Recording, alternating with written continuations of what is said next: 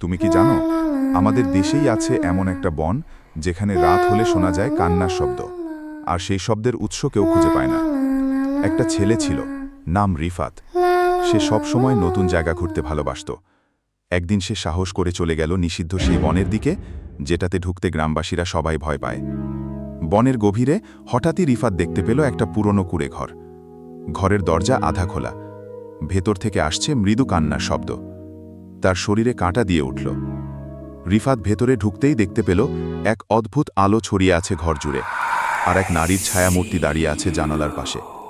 কিন্তু মুখ একেবারেই দেখা যাচ্ছিল না, শুধু কান্নার শব্দ শোনা যাচ্ছিল।